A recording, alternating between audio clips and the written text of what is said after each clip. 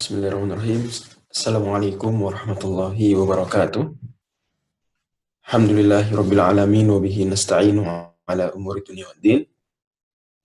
Wassalatu wassalamu ala asyrafil anbiya'i wal mursalin nabiyina Muhammadin wa ala alihi wa ashabihi ajma'in, amma ba'd.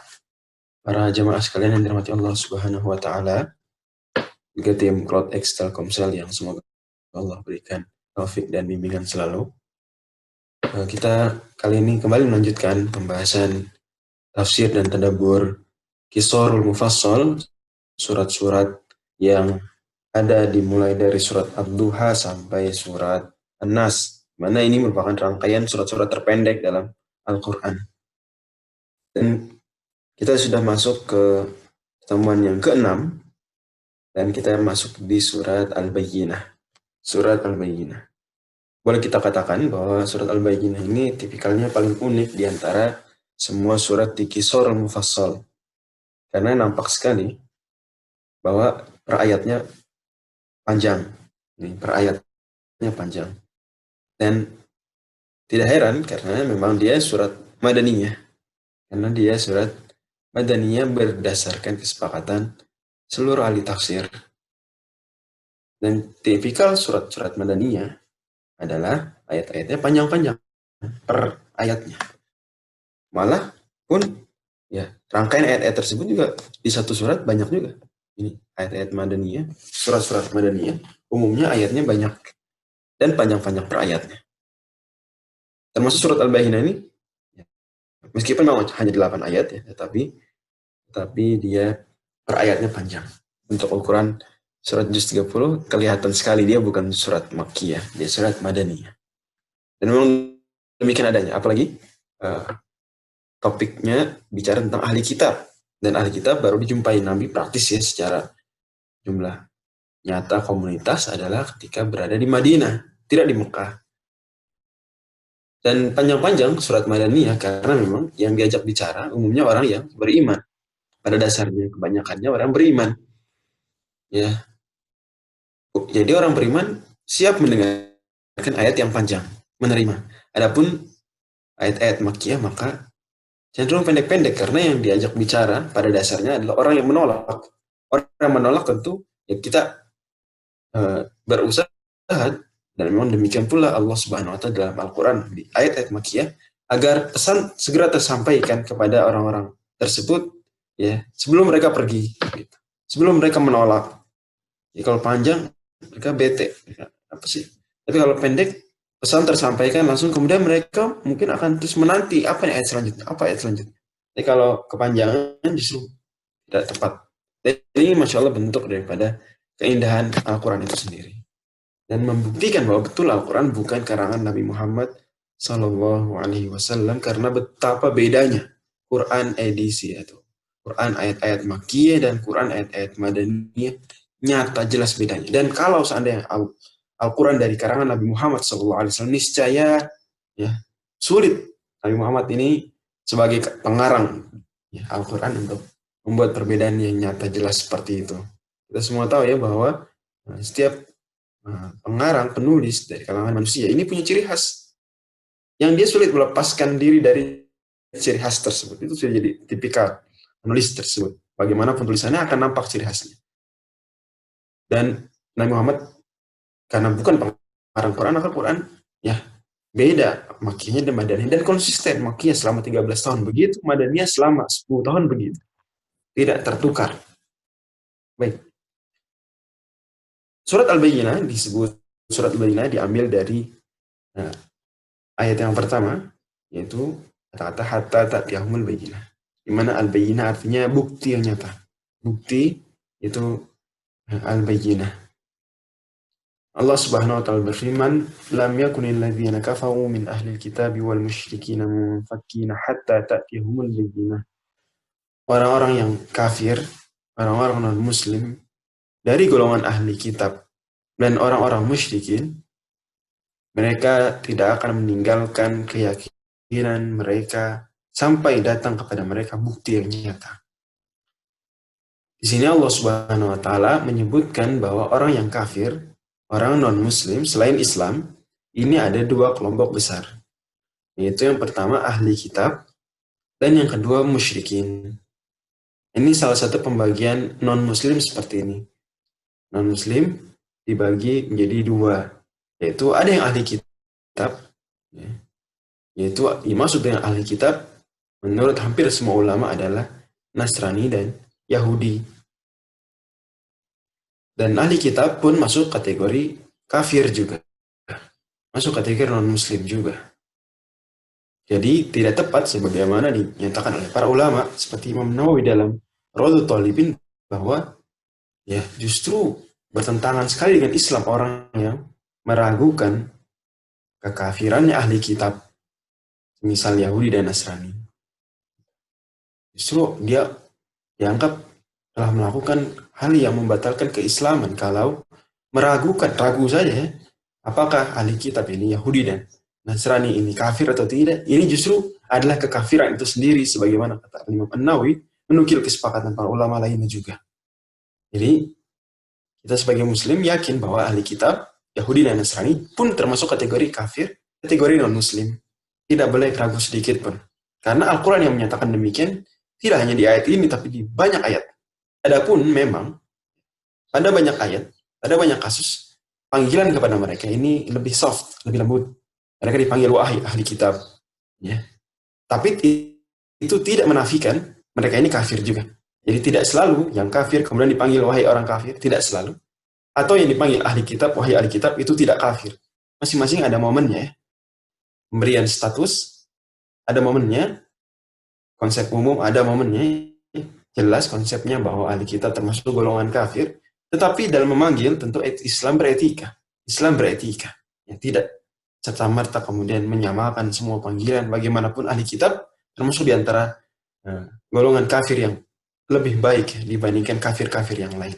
Demikian adanya, dan kita tentu harus juga ketika kita tinggal di negara yang tidak hanya muslim, maka kita menghargai keyakinan-keyakinan yang ada, agama-agama yang ada, dengan tetap meyakini bahwa selain yang beragama dengan Islam maka adalah kafir, dan maka akan berlaku padanya apa yang Allah akan sebutkan kelak di surat ini di ayat yang ke-6, yaitu masuk neraka dan kekal di dalamnya. Ini keyakinan yang tidak bisa diganggu-gugat. Bahkan justru kata para ulama, sepakat mereka, justru kafir lah kalau yang keluar dari Islam lah siapa yang tidak meyakini demikian, atau ragu, atau bahkan menolak. Keyakinan bahwa kafir selain Islam pasti kekal di dalam neraka dan pasti salah. Adapun penyikapan akhlak, maka Rasul mencontohkan bahwa meskipun orang-orang tersebut di luar Islam kelak akan masuk neraka, kekal di dalamnya, bahkan sebagian mereka memusuhi Islam secara nyata, maka tetap kewajiban orang Islam adalah berakhlak dengan baik kepada mereka. Ini puncak ketinggian akhlak Islam, bahwa meskipun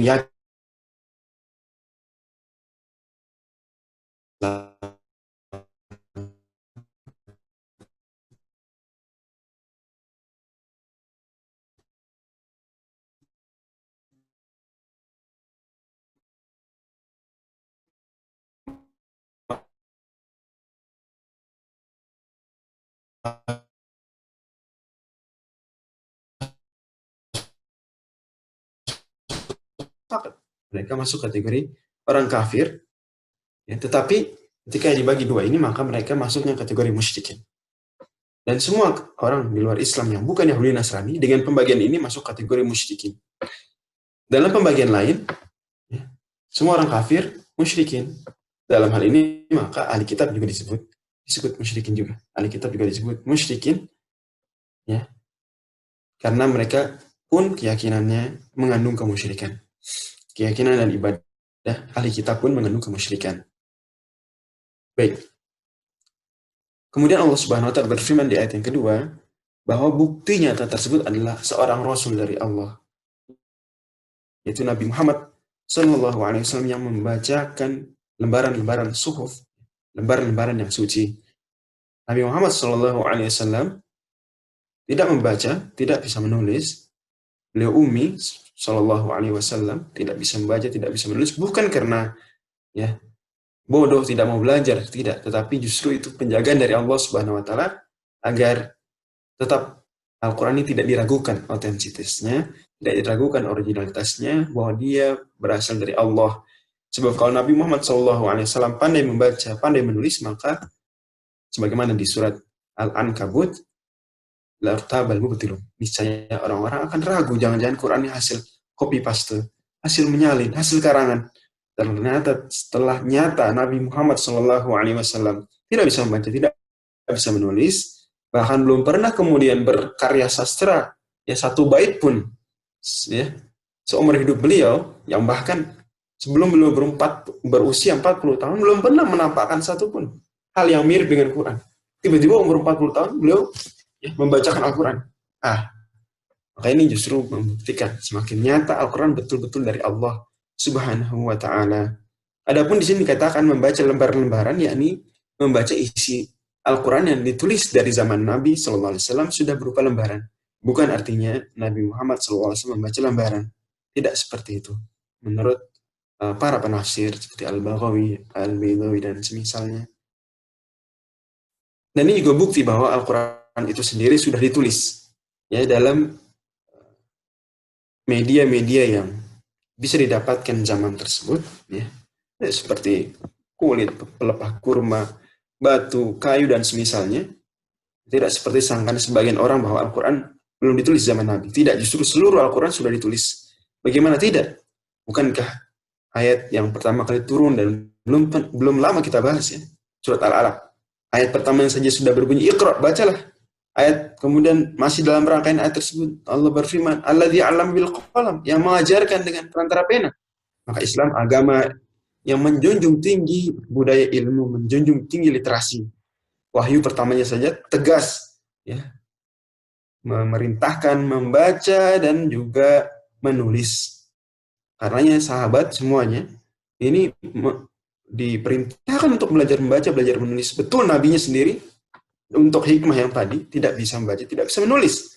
Tetapi tidak tersisa seorang pun sahabat melainkan semuanya bisa membaca, bisa menulis. Laki-lakinya dan wanitanya, nah, tuanya dan yang kecilnya, merdekanya dan yang budaknya, semuanya diperintahkan membaca, menulis, bahkan banyak sekali usaha nyata untuk mengentaskan buta huruf tersebut. Sehingga berubahlah bangsa Arab sebelum Islam, bangsa yang illiterate, bangsa yang tuna aksara, menjadi bangsa yang penuh dengan budaya ilmu dan budaya literasi.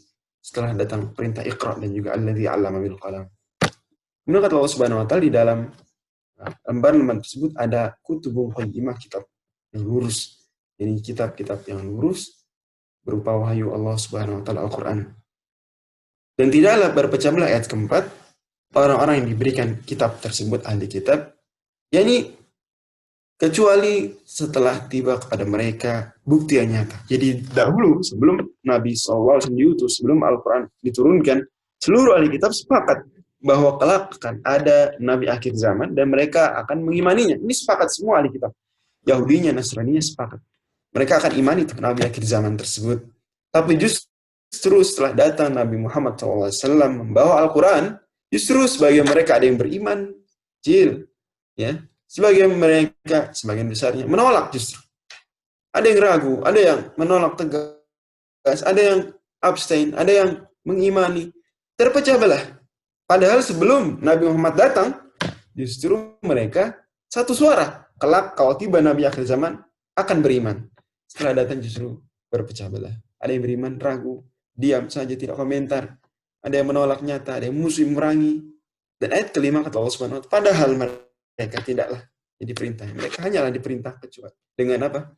Menyembah Allah saja dengan ikhlas, menaatinya semata-mata karena menjalankan agama, dan juga agar melaksanakan sholat, menunaikan zakat. Dan itulah dinul qayyimah, agama yang lurus. Dinul qayyimah bisa dimaknai agama yang lurus, juga bisa dimaknai sebagaimana kata Khalil bin Ahmad dinukil oleh Al-Imam Al-Baghawi, agamanya orang-orang yang lurus. Karena di sini Allah idhofahkan, Allah sandarkan dinu dengan al-qayyimah. Dinu al-qayyimah, ini dinul qayyimina ala tauhidillah. Baik. Di ayat kelima di sini Allah Subhanahu wa Ta'ala, atau di dalam mushaf kita ada tanda yang kemarin kita singgung, yaitu apa? Semisal angka 5 dalam bahasa Arab atau dalam angka Hindi atau seperti hati, love terbalik ya. Kemudian juga disebut dengan atau juga diistilahkan seperti daun waru. Lihat di ayat kelima, setelah kata din, lahuddin, nah ini apa maknanya masih ingat? Maknanya adalah artinya dalam ya, qiraat selain kita, dalam madhab hitung ayat, madhab ilmu fawasil selain kufi, ini dianggap sebagai akhir ayat. Dianggap sebagai akhir ayat. Jadi dia menghitung surat ini di ayat kelimanya ini dibelah dua. Ya. Mukhlisalahuddin ayat, kemudian hunafa'a dan seterusnya ayat lagi. Baik, sama seperti surat Al-Qadar. Surat Al-Qadar di pertemuan lalu. Kata Allah Subhanahu wa taala di ayat yang ke-6, innal ladzina kafaru, sungguhnya orang yang kafir dari golongan ahli kitab dan juga musyrikin. Jadi kedua kelompok orang kafir ini, ahli kitab dan musyrikin, sama-sama akan masuk neraka jahanam. Khalidina fiha, kekal di dalamnya. Ulaika hum syarrul bariyah, mereka itulah sejahat-jahatnya makhluk, mereka seburuk-buruknya makhluk, karena betapapun mungkin mereka nampak baik di dunia, tapi pada akhirnya mereka tidak mengimani Allah Subhanahu wa taala seutuhnya, malah menuduh Allah Subhanahu wa taala salah mengutus, ya, malah menuduh nabi yang diutus oleh Allah sebagai pendusta, kitab suci yang diturunkan Allah Subhanahu wa taala sebagai kebohongan. Ini malah melakukan kemusyrikan dalam keyakinan dan ibadah. Inilah sejahat-jahatnya kejahatan. Inilah sejahat-jahatnya perbuatan. Karena itu mereka, kata Allah, ulaika hum syarrul bariyah. Ayat ketujuh, adapun ya sesungguhnya orang yang beriman dan mengerjakan amal soleh, mereka adalah sebaik-baiknya makhluk. Beriman di sini tentu tidak disebut iman kalau imannya ya tidak utuh. Ya kalau saya beriman pada semua nabi kecuali Nabi Muhammad saja, saya tidak mengimaninya, ini bukan orang beriman. Atau dia mengatakan saya mengimani semua kitab suci kecuali Al-Quran, ini tidak beriman. Karenanya jelas pembagiannya bahwa manusia ada dua, kafir dan mukmin. Ya, yang mukmin hanyalah muslim, karena selain orang Islam imannya bukan iman yang benar, dan selain orang mukmin, selain orang muslim adalah orang yang kafir dan terbagi jadi dua tadi, yaitu ahli kitab dan musyrikin. Orang yang beriman dan beramal soleh, mereka sebaik-baiknya makhluk. Balasan mereka yang terakhir di sisi Tuhan mereka, jazaa'uhum 'inda rabbihim jannatu 'adnin, surga Aden yang mengalir di dalamnya sungai-sungai. Mereka kekal di dalamnya selama-lamanya. Allah ridho atas mereka dan mereka meridho terhadap Allah Subhanahu wa taala. Ini maksud Allah ridho atas mereka, yakni Allah meridhoi mereka. Dan justru ridho Allah ini sebagaimana surat 9 ayat 72 lebih dahsyat daripada surga itu sendiri. Wa ridwanu minallahi akbar. Ridwan dari Allah itu lebih mulia, lebih tinggi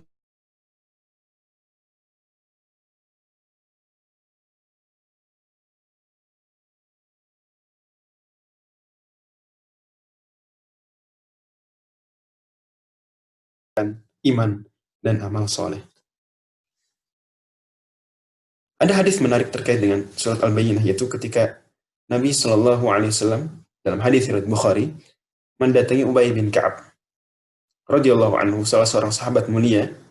Kata Nabi Shallallahu Alaihi Wasallam, Inna Allah amaroni an aqra'a alaika lam yakunil ladzina kafaru. Wahai Ubay, sesungguhnya Allah memerintahkanku untuk membacakan kepada engkau surat lam yakunil ladzina kafaru. Ini surat Al-Bayyinah.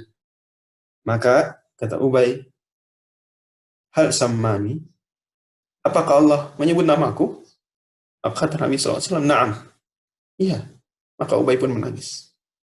Ubay menangis terharu. Siapa yang tidak menangis terharu? Disebut namanya oleh Allah. Seolah-olah Ubay membayangkan ketika Rasul menyatakan kepada dia, Ubay, sungguh Allah perintahkanku untuk membacakan surat Al-Bayyinah padamu. Ubay mungkin berpikir di awalnya, ini mungkin saja maksudnya Allah memerintahkan Rasul membacakan surat Al-Bayyinah kepada salah seorang sahabat, siapapun dia. Ini ditemui, bacakan. Mungkin seperti itu. Maka Ubay kemudian bertanya, hal samani lahu, apakah Allah menyebut nama saya? Ubay gitu, bacakan tolong pada Ubay. Kata Nabi, iya. Ubay pun kemudian menangis. Ini riwayat Bukhari. Kemudian juga kita tidak ragu ya, Ubay berhak mendapatkan kemuliaan tersebut. Nabi bacakan surat Al-Bayyinah, dan Allah perintahkan khusus Nabi untuk bacakan surat ini kepada Ubay. Karena apa, Ubay luar biasa kequranannya. Ya, sampai Nabi Shallallahu Alaihi Wasallam mengatakan dalam hadis riwayat Tirmidzi, "Aqra'uhum li kitabillahi Ubay bin Ka'bin." Sahabat yang paling jago Al-Qur'annya adalah Ubay bin Ka'ab. Dalam hadis lain, riwayat Muslim, Nabi SAW sempat keliru ketika membaca ayat atau lupa kemudian Nabi tidak melanjutkan, langsung rukuk. Maka kemudian setelah selesai salam, Nabi menengok para sahabat kemudian bertanya, "Akhikum Ubay, ada Ubay tidak hadir di sholat?" Ya, maksud Nabi ini, Ubay ini andalan, paling jago Qur'annya, seharusnya beliau membantu Nabi kalau Nabi lupa. Kemudian kata Ubay, "Tuha nusikhat." Saya khawatir nabinya jangan sudah dihapus memang ayatnya. Memang ayatnya dihilangkan, dinasakh. Maka kata Nabi sallallahu alaihi wasallam, Nabi tanya kenapa? "Ma mana'aka an taftaha alayya?" Kenapa kamu kok enggak bantu saya tadi? Kata Ubay beralasan, ya, saya khawatir itu dinasakh. Ini luar biasa, menunjukkan ya, berarti betapa tingginya derajat Ubay dalam Quranul Karim, dalam Al-Quran. Ubay bin Ka'ab. Baik. Kemudian terkait dengan pelajaran-pelajaran dan ayat dari surat ini, seperti biasa kita mencukupkan dari sekian banyak pelajaran, sekian banyak hikmah, 5 pelajaran saja. Yang pertama adalah bahwa bahwa orang-orang yang tidak beriman, orang-orang kafir ini ada 2 kelompok, ahli kitab dan musyrikin. Ini maksudnya ahli kitab yaitu Yahudi Nasrani, yang dimaksud dengan musyrikin selain Yahudi Nasrani yang bukan pemeluk Islam. Kemudian pelajaran yang kedua, ini penting ya, pelajaran pertama penting, ya, agar jangan sampai muncul lagi keraguan, apakah ahli kitab itu kafir, itu seharusnya tidak lagi ada keraguan, bahkan ragu terhadap konsep tersebut adalah kekafiran itu sendiri, sebagaimana dinyatakan Imam Nawawi tadi. Pelajaran yang kedua adalah bahwa orang yang kafir, siapapun dia, ahli kitabkah atau musyrikinkah, mereka kekal di neraka selama-lamanya, dan jelas berarti keyakinan dan agama mereka keliru. Tidak boleh ragu di sini, bahkan keraguan terhadap konsep ini adalah kekafiran itu sendiri. Semoga Allah lindungi kita. Dan tetap tentu, ketika kita paham konsep atau pelajaran pertama dan kedua ini, tetap sama sekali tidak menjadikan kita zalim kepada selain Muslim, sama sekali tidak. Justru semakin menjadikan kita berusaha agar mereka dapat hidayah. Justru tetap wajib atas kita untuk berlaku adil, berakhlak mulia kepada siapapun tanpa membeda-bedakan agama. Pelajaran yang ketiga adalah bahwa Rasul Shallallahu Alaihi Wasallam adalah bukti yang nyata tentang kebenaran Islam, tentang kebenaran tauhid, termasuk juga Al-Quran, bukti yang nyata. Jadi bukti yang nyata kebenaran adalah Nabi Muhammad SAW itu sendiri dan Al-Quran. Nabi Muhammad pribadi beliau, diutusnya beliau, sirah beliau, ketika dibaca siapapun akan nyata ini benar-benar utusan Allah. Bukti yang nyata, tinggi akhlaknya beliau, luar biasa jalan hidup beliau. Kita tidak perlu butuh banyak-banyak bukti, buktinya cukup 2, Rasul itu sendiri dan kitab suci itu sendiri, Al-Quran. Rasul adalah senyata-nyatanya bukti kebenaran Islam. Silakan baca sejarah hidup beliau, nampaklah kebenaran Islam. Hanya saja sayang, banyak orang, bahkan termasuk kaum muslimin sendiri, yang mungkin tamat membaca cerita-cerita lain, tetapi tidak pernah tamat membaca cerita Rasul Shallallahu Alaihi Wasallam, sehingga tidak kokoh keimanannya, sehingga mudah sekali terjangkiti kerancuan berpikir atau semisalnya. Semoga Allah berikan kita kemudahan untuk senantiasa cinta dan peduli terhadap kisah-kisah Nabi Shallallahu Alaihi Wasallam. Kemudian yang kedua juga apa? Al-Quran, bukti yang nyata. Bukti yang nyata. Silakan buka Al-Quran, nyatalah dia bukti, mukjizat yang nyata sampai kapanpun. Senyata-nyatanya bukti kebenaran Islam adalah Al-Quran itu sendiri. Bahkan ketika orang-orang musyrikin minta bermacam-macam mukjizat, minta supaya bukit Sofa jadi emas, minta Allah dimunculkan sampai terlihat, minta malaikat diturunkan, Allah tak kabulkan itu semuanya. Nabi tak minta. Karena buat apa? Toh bukti yang paling nyata justru adalah Al-Quran, sudah jelas nyata. Kalau Al-Quran bukti ternyata saja mereka ingkari, maka sebenarnya mereka meminta bukti apapun, pada akhirnya tidak akan beriman. Yang ada hanyalah pengingkaran, justru sebaliknya kalau diturunkan kemudian tak beriman, malah akan diazab, malah buruk adanya. Dan bertolak dari poin ini, bahwa senyata-nyatanya bukti kebenaran Islam adalah Rasul dan Al-Quran, itulah ketika Muhammad bin Hanafiyah, salah seorang ya ahli bait Rasul Shallallahu Alaihi Wasallam, generasi tabi'in, ya, anaknya Ali bin Abi Thalib radhiyallahu anhu, mengatakan bahwa dahulu para sahabat mengajarkan kami sirah, sejarah hidup Nabi sebagaimana mengajarkan kami Al-Quran. Perhatian para sahabat kepada generasi tabi'in, mendidik mereka tidak hanya dengan Al-Quran tapi juga dengan sirah, tapi juga dengan kisah hidup Nabi. Karena kedua ini adalah elemen penting sekali dalam dakwah, dalam kebenaran Islam itu sendiri. Kemudian penting juga diingat bahwa Al-Quran dan sirah saling melengkapi, ya, di mana sirah itu adalah bagaimanapun ya tafsiran secara tidak langsung ya dari Al-Quran. Karena Aisyah radhiyallahu anha mengatakan dalam hadis riwayat Muslim, kana khuluquhul Quran, adalah Al-Quran adalah perangai Nabi SAW, perangai Qurani. Al-Quran itulah perangai Nabi. Perangai Nabi itulah praktek dari Al-Quran. Maka sirah adalah bentuk nyata Al-Quran itu sendiri. Kalau ingin berquran, memahami Quran dengan pemahaman yang moderat, pemahaman yang benar, tidak ekstrim kanan, tidak ekstrim kiri, maka itulah yang diamalkan dan dicontohkan Rasul Sallallahu Alaihi Wasallam.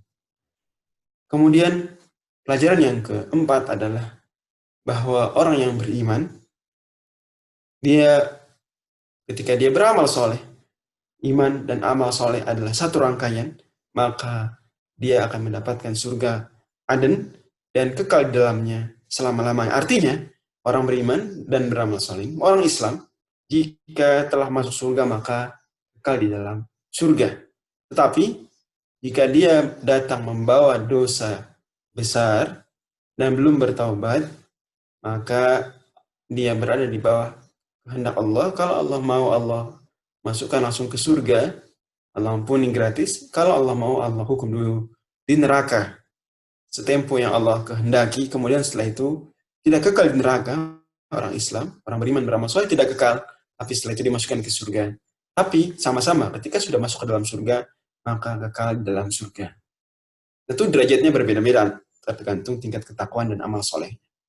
Kata Allah Subhanahu wa taala, dan pelajaran yang kelima adalah tentang radhiyallahu anhum wa radu an, dzalika liman khasyya rabbah. Bahwa puncak kenikmatan, bahkan yang lebih dahsyat dari surga adalah ridho Allah itu sendiri.